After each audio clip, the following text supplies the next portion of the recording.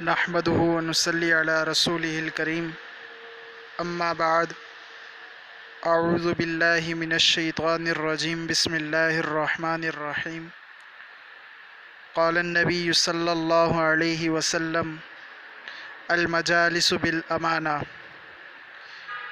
صدق اللہ العظیم وصدق رسولہ النبی الامی الہاشمی المدنی الکریم ونحن على ذلك لمن الشاہدین والشاکرین والحمد للہ رب العالمین۔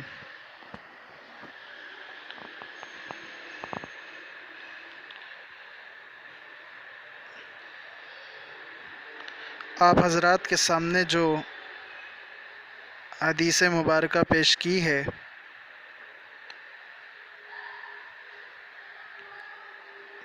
کہ المجالس بالامانہ او کما قال علیہ الصلاۃ والسلام، مفہوم ہے کہ مجالس امانت کے ساتھ وابستہ ہیں۔ یہ مجلس کی جمع ہے مجالس۔ کیا مقصد مجالس امانت کے ساتھ وابستہ ہے؟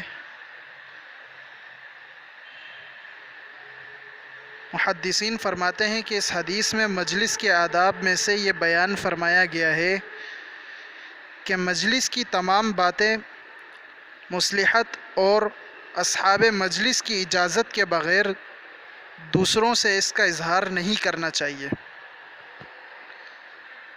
مصلحت اور اصحاب مجلس کی اجازت کے بغیر دوسروں سے ان باتوں کا اظہار نہیں کرنا چاہیے۔ ملا علی قاری رحمہ اللہ اس حدیث کے ضمن میں فرماتے ہیں کہ کسی شخص کے لیے یہ بات زیبا نہیں کہ جب کسی مجلس میں کسی کے بارے میں کوئی بات ہو تو وہ اس بات کو لوگوں کے سامنے افشاں کرتا پھرے، یعنی اس بات کو لوگوں کے سامنے پھیلاتا پھرے۔ ہاں، 3 مجلسوں کی باتوں کو افشا کرنے کی اجازت ہے۔ 3 مجلسوں کی باتوں کو افشا کرنے کی اجازت ہے، یعنی پھیلانے کی اجازت ہے کہ ان باتوں کو لوگوں پر ظاہر کرو۔ وہ 3 مجلسیں کون سی ہیں؟ نمبر 1، جس میں کسی کے ناحق قتل کی بات ہو رہی ہو۔ نمبر 1، جس میں کسی کے ناحق قتل کی بات ہو رہی ہو۔ بھئی کسی بندے کو پتہ چل گیا کہ فلانے جگہ پر 3-4 آدمی بیٹھ کر ایک بندے کے قتل کی بات کر رہے ہیں، تو اس کو چاہیے کہ فوراً جا کر اس بات کو بتا دیا جائے لوگوں کو، تاکہ بڑے نقصان سے بچا جائے۔ نمبر 2، کسی عورت کی عصمت لوٹنے کی بات ہو رہی ہو کہ بھئی فلانی جگہ پر جا کر اس عورت کی عزت کو لوٹنا ہے، اس کی عصمت دری کرنی ہے، تو اگر کسی شخص کو پتہ چل جائے کہ یہ پلان بنایا جا رہا ہے تو فوراً جا کر کسی بندے کو بتا دیا جائے تاکہ وہ اس کے خلاف کام کرے، کارروائی کرے۔ نمبر 3، کسی کا مال ناحق لینے کی بات ہو رہی ہو۔ نمبر 3 یہ ہے کہ کسی کا مال ناحق لینے کی بات ہو رہی ہو۔ یہ تینوں باتیں اگر مجلسوں میں یہ تینوں باتیں کی جا رہی ہوں تو حکم ہے کہ بھئی ان باتوں کو افشا کرنے کی اجازت ہے کہ بھئی آپ ان باتوں کو دوسروں کو بتا سکتے ہو۔ اس میں حکم ہے کہ ان کے متعلقہ لوگوں کو فوراً آگاہ کر دے تاکہ وہ اپنے آپ کو بچا لیں۔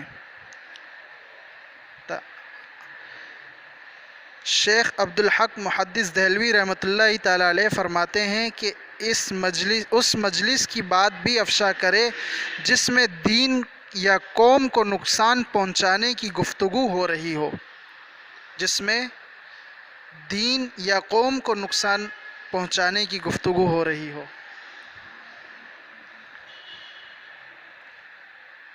تو یہ حدیث کی تشریح تھی جو محدثین نے کی ہے۔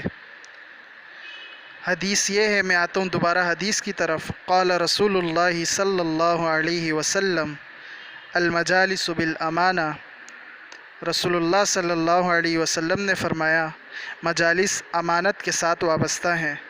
اللہ رب العزت ہمیں مجلس کی باتوں کو